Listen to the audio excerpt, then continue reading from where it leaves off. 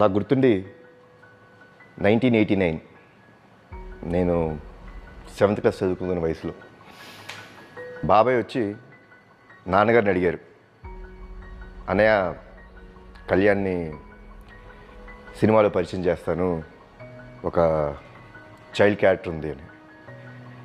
ఇక అసలు సినిమా అంటే మా వంశంలోనే ఉంది, తాతగారు బాబాయ్.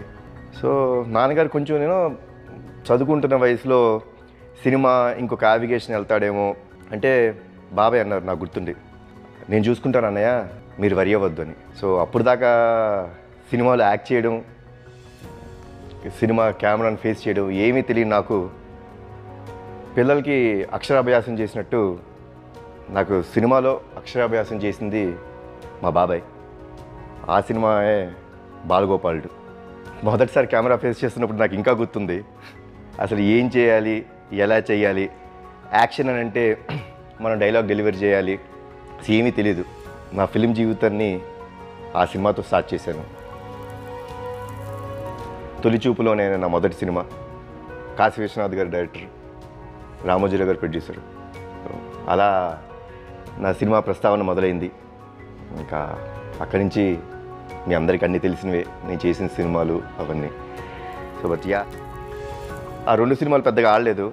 సో అక్కడ first time when you get failures, I think ఆ టైంలో you start realizing what you have to become, what you have to prove yourself. అప్పుడు నాకు మొదలైంది ఆ జీల్, సినిమా అంటే ఏంటి. అప్పుడు there was a lot of people ఏంటి ఫెయిల్ అయిపోయావు, యూఎస్లో ఉద్యోగం చేసుకుంటూ ఇక్కడికి వచ్చి సినిమాలు స్టార్ట్ చేసావు. Failure is the stepping stone లాగా. That made me become more and more passionate and I wanted to learn more and more about cinema.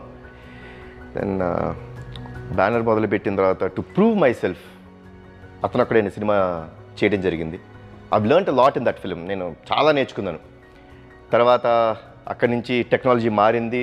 They were lot of 3D films వచ్చినాయి, అవతార్ అలాంటి సినిమాలు వచ్చి చిన్న inspiration అనిపించింది నాకు కూడా, కొత్తగా ఏమైనా చేద్దాం అని చెప్పి 3Dని ఫస్ట్ టైం మన తెలుగు ఇండస్ట్రీకి తీసుకురావడం జరిగింది ఓం అనే సినిమా ద్వారా. బట్ యా, ఆశించినంత సక్సెస్ అయితే నాకు దొరకలేదు, బాగా సాడ్నెస్ ఇచ్చింది. దాని తర్వాత పటాస్ ఇవన్నీ చేస్తాం మొదలుపెట్టాం. మేకింగ్ ఆఫ్ ద ఫిలిం మారిపోయింది ఈ రోజుల్లో. సో అండ్ మన తెలుగు సినిమాలు have started growing very big. For example Baahubali మన తెలుగు ఇండస్ట్రీకి ఒక ప్రైడ్ ఫిల్మ్, అది విచ్ పాన్ వరల్డ్ తీసుకెళ్ళిన సినిమా. తర్వాత మీ అందరికీ తెలుసు పాండమిక్ వచ్చింది. So slowly we had to slow down on everything.